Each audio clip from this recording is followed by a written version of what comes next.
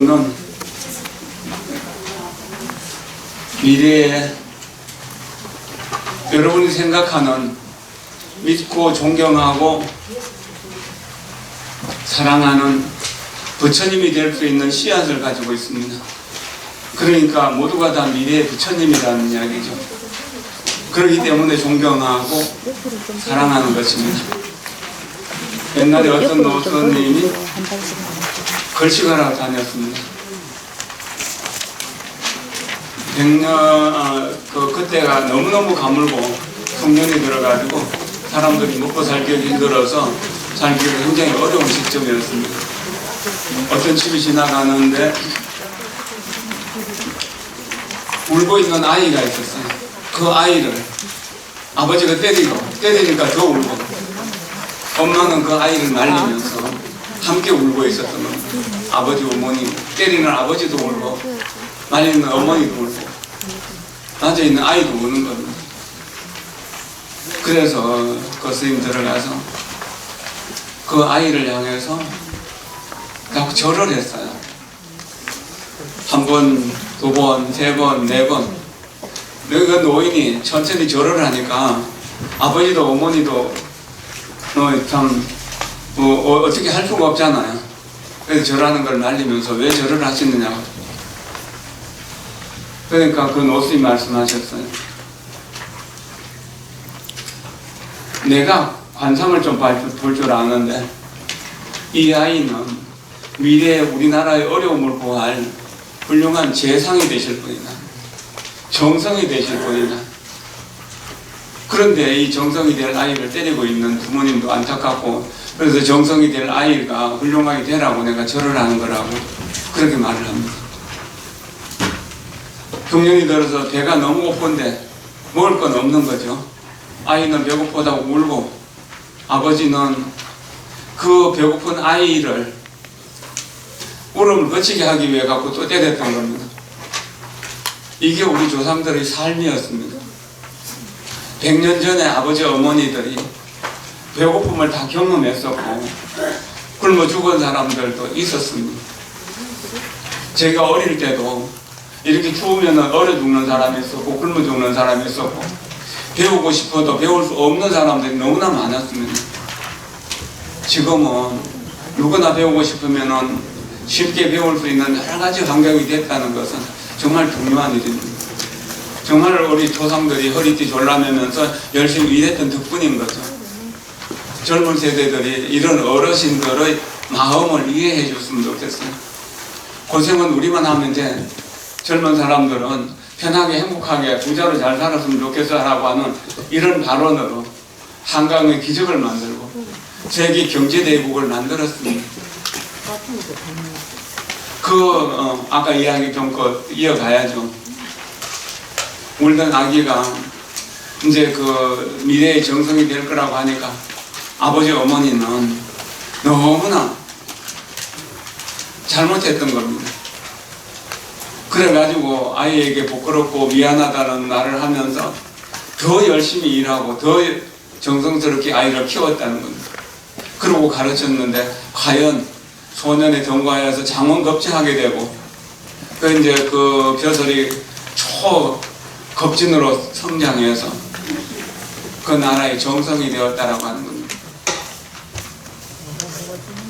정성이 되고 난 뒤에 그 부모가 이제 관상을 가졌던 노스님을 찾아갔는데 그 스님은 이미 돌아가셨고 이제 더 이상 어떻게 할 수는 없었는데 그래도 그 제자들이 말하더라는 내가 암흑에서 탁발하면서 이런 이야기를 했다고 하는 이야기를 들었다고 하면서 그 아이가 정성이 될 수 있었는지 없었는지 모르지만 그 스님의 말을 듣고 정성스럽게 키웠기 때문에 정성으로 키워낼 수 있었다는 거죠. 우리 누구나 다 대통령이 될 수 있고 장관이 될 수 있고 또 재벌이 될 수 있는 그런 씨앗을 가지고 있는 겁니다. 다만 우리가 그것을 무심하게 생각하고 나는 그냥 작은 것을 만족하고 더 이상 발전하려고 하지 않기 때문이죠. 중학교 다닐 때부터 나는 미래의 대통령이라고 하면서 공부했던 사람이 결국에 우리나라 대통령이 되기도 했었잖아요. 미래는 알 수 없는 것입니다. 우리가 노력하는 것에 따라서 아까 우리 박문원 이사님이 말씀하셨더니 그것이 한 생각, 이 우리의 운명을 결정짓는 것입니다. 생각이 현실이 된다는 이야기입니다. 그럼 인간이 인간답게 인간의 길을 간다면 분명 인간의 길이 열리게 될 것입니다. 그러니까 우리 그것을 늘 생각해야 돼요. 재벌이 될 수도 있고 훌륭한 정치가가 될 수도 있고 의사나 판사나 검사나 이런 사람이 될 수 있습니다. 성공한 사람이 되기는 쉽습니다. 그러나 그것이 끝은 아닙니다.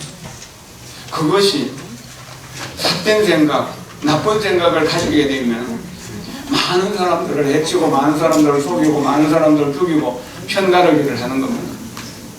지금 훌륭하다고 홀로 똑똑하다고 하는 사람들이 대부분 그런 사람들입니다. 이것이 참 안타까운 일이죠. 산티대바 적천보살은 말씀하셨습니다. 세상의 모든 행복은 어디서 오는가? 그 모든 것은 남을 위하는 데서 온다. 세상의 모든 불행은 어디에서 오는가? 그 모든 것은 자신만을 위하는 데서 온다. 자신만을 위하는 것을 이기심이라고 합니다. 남을 위하는 마음이 큰 사랑입니다. 큰 사랑이 부족하고 나만을 위하는 이기심, 나만 행복하고 나만 부자면 나만 잘 되면 된다는 이런 생각으로 살아가기 때문에 세상이 이렇게 혼란스럽습니다. 그러나 간혹 남을 위해서 자신을 희생하는 사람들이 있습니다.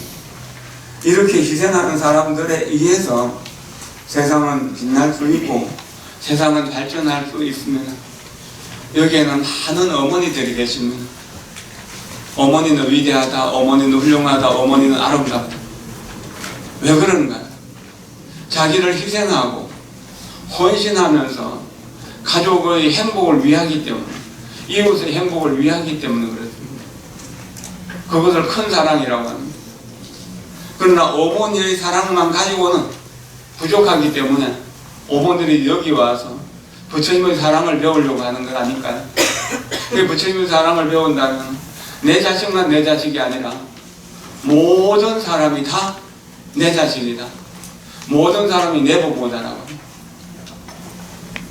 오늘 여기 오신 분뿐만 아니라 이 세상에 존재하는 모든 생명체가 제가 수억만 번 나고 죽고 하는 그 사이에 어느 때는 나의 부모였을 것이고 형제였을 것이고 또한 자손이었을 것이다.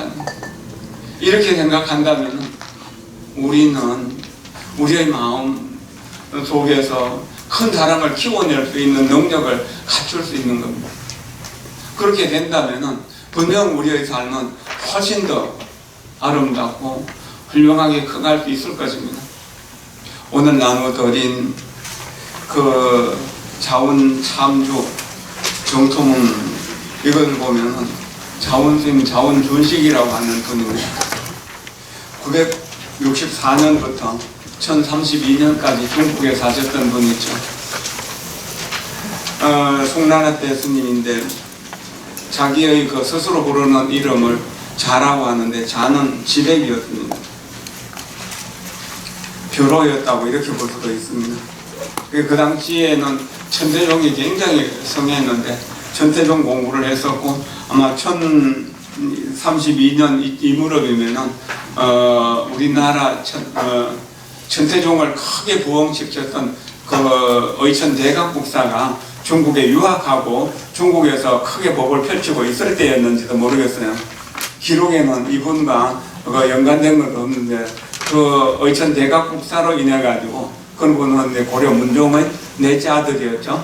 이제 출가해가지고 중국에 가서 공부를 했었는데 정말 출가 안 시키려고 왕궁에서 애를 엄청 쓰셨어요. 그러나 나를 출가를 허락하지 않는다면 나는 밥을 먹지 않겠다고 단식 투쟁을 해가지고 출가를 했어요. 11살 때요. 왜 그랬을까요? 저는 11살 때 출가 생각도 못했습니다. 그런데 그렇게 출가했거든요. 그래가지고 한 번 들으면 잊어버리지 않는 불만 연지를 얻게 되고, 그래서 우리나라에 있는 모든 불교, 유교, 도교 그 당시에 좋은 책들을 다 보신 겁니다. 그래도 성이 안 차서 중국에 가서 공부해야겠다고 생각을 하고 중국으로 유학을 떠납니다. 그 중국에서도 우리나라 고려의 왕자라고 하기 때문에 특별 대접을 받고 최고의 고성들을 찾아다니면서 법문을 듣고 했었죠.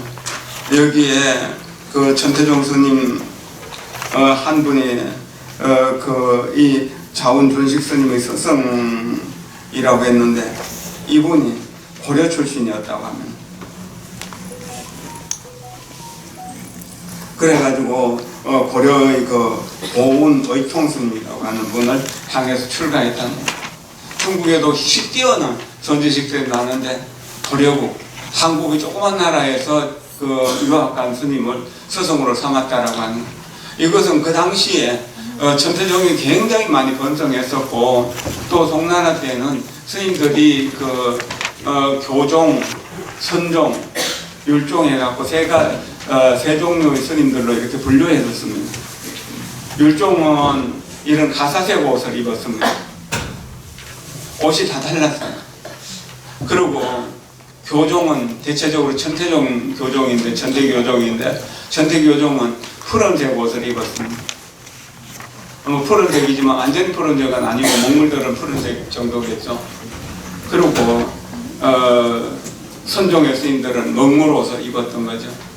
어쨌든 그런 자기가 푸른색 옷을 입었다는 것은 교종이었다는 이야기고, 이 의천대각국사에 의해서 천태종이 우리나라에도 크게 번성했었고, 이게 이제 천태종으로서 크게 천책스님 같은 분은 우리나라에 크게 역할을 하신 분이기도 하죠.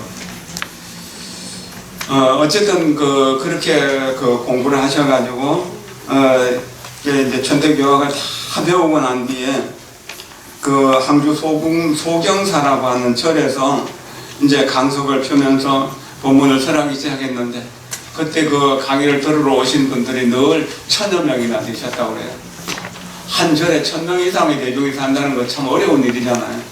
그래서 1000명 이상이 이렇게 모여서 법문을 듣고 그렇게 했는데, 너무 번거로워가지고 이제 숨어서 들어간다고 해가지고 천축사라고 하는 곳으로 찾아 들어가서 그게 완전히 폐사가 된 것을 중창하면서 그렇게 살았는데, 그래도 그 스님을 존경하고 사모해서 따라오는 사람들이 수만 명이 모여들었다고 하는 거예요. 그래서 불사가 원만하게 이루어지고, 항상 그 따라다니는 스님들 또는 그 상주하는 이들이 저 1000여 명에 몇천 명이 항상 따라다녔다고 하는 거죠. 너무 번거로워가지고 나중에 천태산 서쪽에 조그마한 암자를 짓고, 나는 이제 극락세계를 발언하면서 참여하고 연불하는 것으로 내 일생을 삼아야겠다 하는 겁니다. 그렇게 소원하게 됩니다. 우리 간흥사에서도 넷째 토요일 날 자비수참 하잖아요. 이런 그것도 오달국사 지연 스님이 당나라 때 만든 참회문이거든요. 근데 준식 선사는 하는 참회문을 지었기 때문에 이게 이제 100번 참조, 100가지 참회문을 지었다라고 하는 그런 분으로도 불려지고, 또 자원존자라고 불려지게 되고 그랬던 겁니다. 어쨌든 대단한 훌륭한 분인데, 그 교학을 가지고는 또한 자기의 미래에 대한 희망을 찾을 수가 없었기 때문에, 그래서 참회문을 짓고 또 정토 발언을 했던 겁니다. 오늘 이 참회문을 읽어드리는 것으로서 오늘 본문을 좀 가름했으면 합니다. 함께 듣고 보고 읽어도 좋겠습니다. 이 장참주는 참 대단하신 분이었죠. 우리가 처음 출가해가지고 배우는 1학년 교재 시문교문이라고 하는 책에도 이 준식선사의 글들이 여러 편이 나옵니다. 자원참조 이렇게 정토 발언문입니다. 자원참조 정토문. 극락세계 아미타 부처님께 일심으로 기명하옵나니 바라옵건대 저희들을 청정한 감명으로 비춰주시고 자비로운 소원으로 석수하여 주시옵소서. 저희들이 지금 여대의 명호를 불러싸오니 우리들을 위하여 정토에 태어나기를 구하옵니다. 부처님께서 옛적의 본원으로 소원하시길 만약 중생이 있어 나의 국토에 태어나고자 지극한 마음으로 믿고 기뻐하며 내진 10년에 왕생하지 못한다면 정각을 성취하지 않겠노라 하셨나이다. 이 본원에 의지하여 영불한 인연으로 열애의 큰 소원 바다에 들어가서 아미타 부처님의 자비로운 미실력의 가시를 받아 온갖 죄를 소멸하고 성근이 청산하게 하옵소서. 목숨이 마칠 때를 스스로 알아 몸에는 정의 고통이 없고 마음은 탐욕과 연정에 빠지지 않으며 뼈선 뒤바뀌지 않아서 선정에 든 듯 부처님과 극락 성중들께서 금대를 잡고 오셔서 저를 맞이하게 해주시고 극락 정토에 왕생하게 하시며 연꽃이 피어 부처님을 배웠고 일불성의 가르침을 듣고는 문득 부처님의 지혜가 열려 들린 그 중생을 제도하고 오리원을 만족하게 하옵소서. 신앙상태 일체불 일체보살 마하살 마하간야다라힐. 네, 감사합니다. 읽어주셨습니다. 1등이 되려면은 1등에게서 배워야 합니다. 그럼 이 역사 속에서 누가 1등입니까? 2600년이 넘도록 수많은 세월 동안 수많은 지역에서 세계 곳곳에서 이 부처님의 가르침을 따르는 사람들이 부처님 당시에는 아마 100만 명도 안 됐을 겁니다. 그런데 지금은 10억 명이 넘게 불교를 공부하고 있고 미국에만 해서 명상을 하는 이들이 불교 명상을 하는 이들이 1억 명이나 된다고 하는 이야기를 최근에 들었습니다. 부처님 가르침은 언제 어느 곳에 가더라도 오래 될수록 점점 새로운 가르침이고 또 낯선 사람 없이 언제나 익숙하게 자기를 변화시켜주는 가르침이라고 하셨습니다.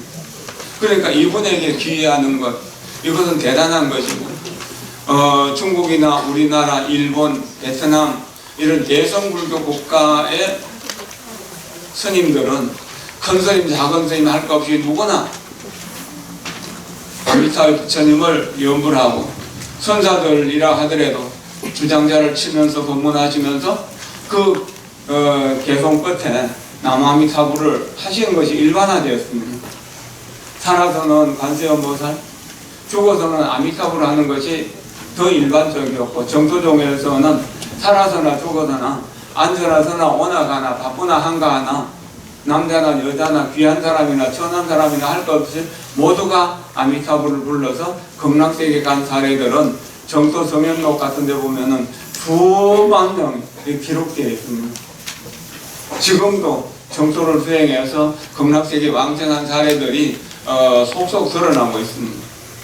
우리가 정말로 귀의해야 될 것, 특히나 나이 든 사람이 귀의해야 될 것은 이 정토법문이라고 하는 것이죠. 당나라 시대에 가장 위대한 문장가이면서 그 벼슬을 하셨던 분 중에서 백거이라고 하는 분이 있습니다. 백낙천이라고 우리에게 더 좀 알려져 있고 당나라 송나라 시대를 통틀어서 8명의 문장가 중에서 한 명이라고 그러고 제일 가는 분이라고 하기도 합니다. 그분이 불교에 깊이 심취해가지고 이제 나이 70이 넘고 이제 경전을 보는 것도 눈이 아프고 또 다른 무엇을 하기도 어렵고 하니까 집에 늘 들어앉아서 할 수 있는 것이 염불뿐이었다. 나이 70 되니까 기운도 빠지고 눈도 침침해서 경전을 더 이상 읽을 수도 없고 또 다른 무엇도 할 수가 없고 그러니 내가 할 일은 오직 서쪽을 향해 앉아서 남아미타불 부르는 일뿐이다. 앉아서나 오나가나 항상 아미타불을 부르면서 이렇게 이제 그 염불하다가 왕생했다라고 하는 이것은 대단한 분이거든요. 그 당시에 이런 인연이 있으니까 우리가 아미타 부처님께 귀의하고 일심으로 염불하는 것은 정말 좋은 일입니다. 살다가 앞으로 나아갈 수도 없고 뒤로 물러설 수도 없고 정말 전태양단인데 앉을 수도 설 수도 없고 이럴 수도 저럴 수도 없는 정말 죽을 수도 살 수도 없는 이런 심각한 문제가 자기에게 닥쳤을 때 그 문제를 생각하지 말고 그 문제를 내려놓고 나마미타불 나마미타불 나마미타불 하면서 숨을 들여쉬면서 나마미타불 내쉬면서 나마미타불 들여쉬면서 나마미타불 내쉬면서 나마미타불 숨도 쉴 수 없을 만큼 눈물도 흘릴 수 없을 만큼 그렇게 아프고 슬프고 고통스럽고 억장 무너지는 그런 상황에서도 천천히 가능한 힘은 천천히 연구를 하다 보면은 호흡에 맞춰서 연구를 하다 보면은 그 문제의 원인을 보게 되고 그 문제의 원인을 풀 수 있는 답이 나오게 됩니다. 세상에 어떤 문제라도 답이 없는 문제는 없습니다. 그럼 연구를 하면 그 답이 보이고 그 답을 실천하면 분명 그와 같이 된다는 이야기입니다. 그렇게 해서 편안함을 얻을 수 있다는 이야기입니다. 한 10분, 15분 정도만 돼도 숨 쉴 수 있는 여유가 생기게 되고 뭔가 먹을 수 있는 여유가 생길 수 있고 잠도 좀 잘 수 있는 그런 여유가 생기기도 합니다. 살다 보면은 잠도 못 자고 먹지도 못하고 고민해야 될 일들이 많이 생깁니다. 그럴 때 진정으로 우리를 구해줄 수 있는 것은 나마미타불, 아미타불 넉자나 혹은 6자를 부르는 것이 최고입니다. 근데 왜 부르는가? 영어를 이제 우리는 요 기도문은 아미타불을 1시간 동안 부르고 그 뒤에 이제 그 회양문으로서 하는 것이거든. 그러니까 이제 저희들이 지금 열애의 명호를 불러싸오니 보리도를 위하여 깨달음, 부처님과 똑같은 깨달음을 이루기 위해서 정토에 태어나길 바라옵니다. 왜 거운학생에 가는 것이 부처님 되기 위해서요. 서울대학교나 혹은 또 뭐 사법고시를 합격하면은 굉장히 빠른 성장을 하잖아요. 그런 것처럼 이렇게 이제 그 극락세계에 가면은 빠른 수행을 통해서 장애가 없는 수행을 통해서 바로 깨달음을 얻게 되는 것이죠. 부처님께서 옛적의 본원으로 소원하시길 48가지 소원 중에서 18번째 소원입니다.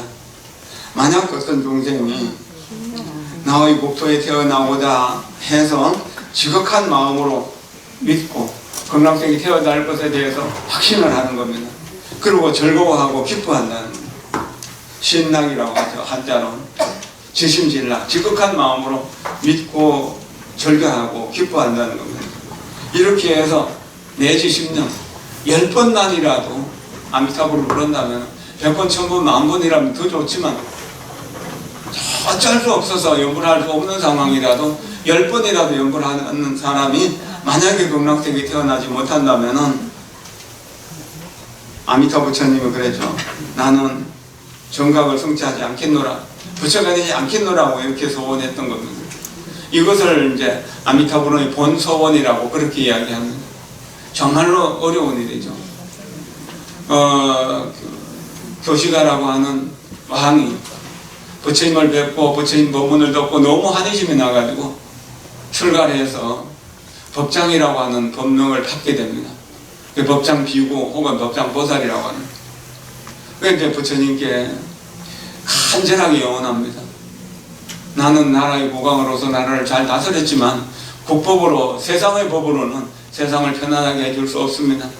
불법 속에서 나를 부처님의 국토를 여행할 수 있는 그런 신통력을 주십시오.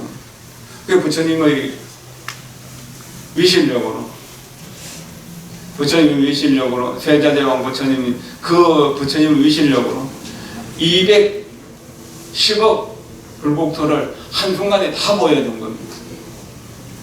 그 210억의 불국토를 다니면서 그 중에서 가장 좋은 점들을 모아서 48가지 서원을 세우는데 5급이라는 세월이 걸립니다. 이 원을 그냥 우연히 세우는 게 아니에요. 오랜 세월 동안 연구하고 생각해가지고 48가지 서원을 세우고 그 소원을 성취하기 위해서 무량억급 동안 수행을 해서 극락정토를 만들고 그래서 모든 사람들을 극락세계로 이끌어들이기를 염원했는데 10번이라도 아미타불을 부르면 극락세계 태어나겠다고 이렇게 했던 것이 18번째 서원이고, 이 48가지 서원 중에서 이 18번째 서원을 최고의 서원이라고 여기는 것이죠. 이렇게 서원한 것처럼 이 본원의 의지에서 연불한 인연으로, 나도 그 본원의 의지에서 연불했기 때문에 그 연불한 인연으로 부처님 열애의 큰 서원바다에 들어가서 아미타 부처님의 자비로 위실력의 가지를 받아, 가지는 카피력입니다. 카피력을 가진다는 뜻이죠. 카피력을 받아서 온갖 죄는 다 소멸하고, 우리가 이제 뭐 죄를 많이 지었더라도 대통령이 턱살로서 사면해주면은 죄가 없어지는 것처럼 부처님이 한번 이렇게 머리를 쓰다듬어 주거나, 또는 가사로 이렇게 덮어주시거나, 또는 감로수를 뿌려주시는 그런 인연을 만나면은 죄가 소멸되는 것을 느낄 수 있습니다. 그래서 선근이 성장하게 하옵소서. 모든 곳에 모든 사람을 선한 마음으로 대할 수 있는 그것이 선근입니다. 이것이 모든 행복을 부르는 근원이기도 한 것이죠. 목숨이 마칠 때를 스스로 알아서, 사실 우리는 죽을 때를 스스로 알기 참 어렵죠. 그래서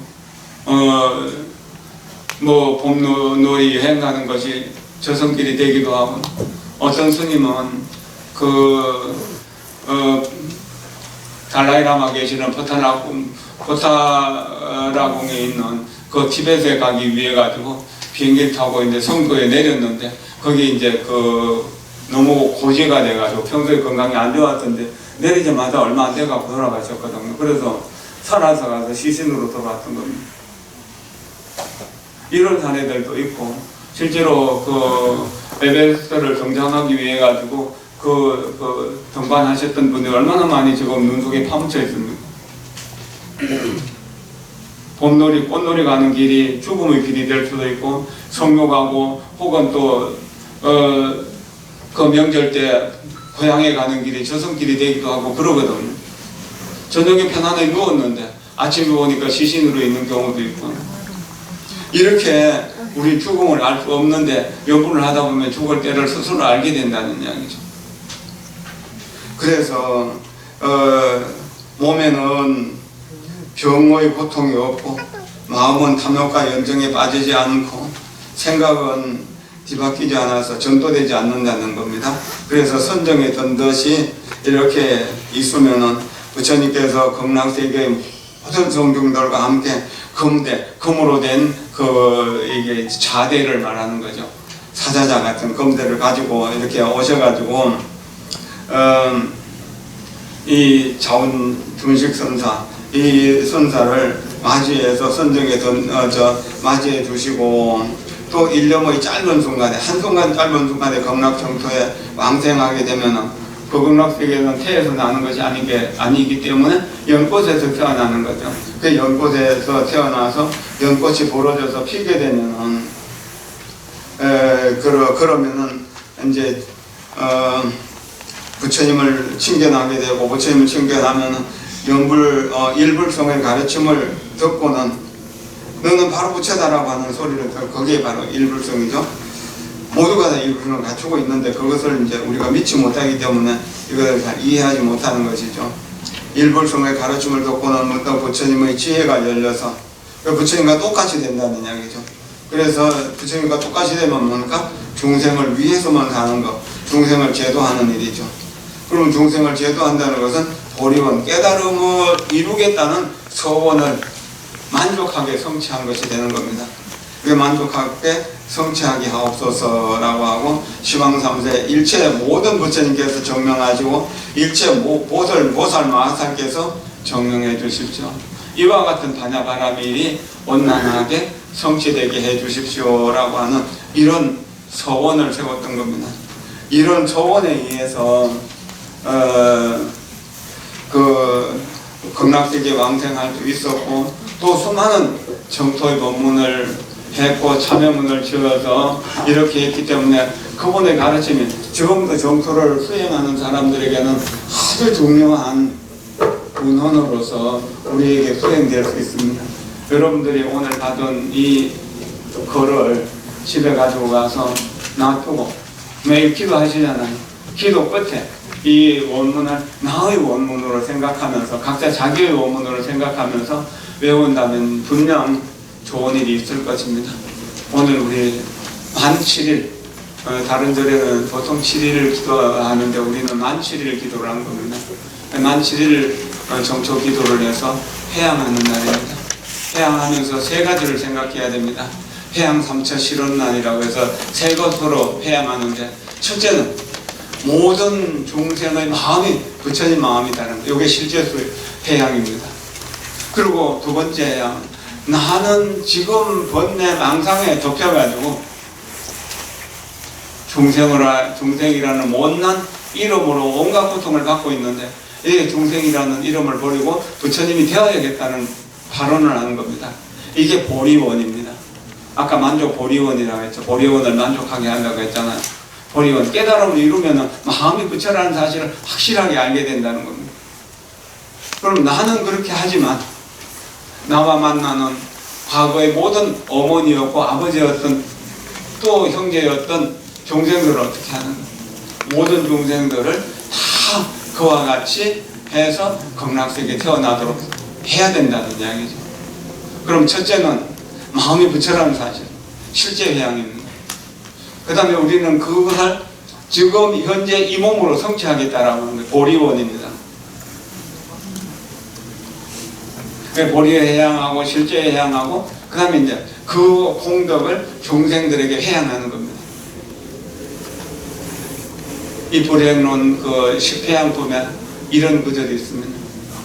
세상에 고통이 존재하고 고통받는 사람들이 존재하는 한 나는 성불하지 않고 다시 이 세상에 나와서 모든 사람들을 교화해서 고통으로부터 벗어날 수 있도록 해주겠습니다 라고 이렇게 달라이라마 존재하는 법문 끝에 이런 말씀을 많이 하십니다. 세상이 존재하고 세상에 고통받는 사람이 존재하는 한 나는 정토에 왕생하지 않고 여기에서 다시 여기로 돌아와서 중생들을 깨달음의 세계로 이끌어서 고통을 벗어나게 해주겠다라고 소원했던 겁니다. 이게 중생회양. 그러면 실제 회양, 마음이 부처라는 사실로. 그 다음 보리회양, 이 마음으로 부처가 되어야겠다는 소원하는 겁니다. 그리고 일체 중생을 다 부처 만들어야겠다는 거예요. 이게 중생회양입니다. 정토에도 48가지 서원이 있는데 48가지 서원을 세 가지로 농축하면, 첫째는 그 법장 비고 본인이 아미타불이 되는 것이고, 두 번째는 극락세계를 장엄하는 것이고, 셋째는 극락세계의 모든 중생을 다 데려오는 것입니다. 그래야 빨리 성불할 수 있으니까. 오늘 회양에 걸쳐서 여러분들이 지금까지 지은 공덕을 이웃과 사회를 위해서 회양하게 된다면 회양하는 그 마음의 크기만큼 내가 받아야 될 복과 덕도 많을 것입니다. 오늘 우리 그 간음선행 장학회를 크게 후원해 주시고, 어제도 또한 그 성금을 많이 보내주신 많이 보내주신 박문원 이사님, 오늘도 좋은 말씀으로서 우리 젊은 학생들을 이끌어 주셨는데 정말 고맙고 감사하게 생각합니다. 우리 장학생들은 이 세상에서 가장 아름답고 가장 훌륭한 사람들이고, 여러분들은 분명 가문을 빛내고 세상을 향기롭고 맑게 만들어갈 수 있는 그런 인물들이라고 생각됩니다. 어디서 어떤 학교에서 무엇을 전공하든 상관없이 여러분들이 이 세상에 빛이 될 수 있고 이 세상에 감로소가 될 수 있기를 진심으로 기원합니다. 법회를 마치면서 제가 지은 공덕이 조금이라도 있다면 아낌없이 여러분들에게 다 나누어 드리겠습니다. 만약 여러분들의 제업으로 고통받고 있다면 여러분들의 고통은 제가 대신 다 받기를 소원합니다. 고맙습니다. 감사합니다.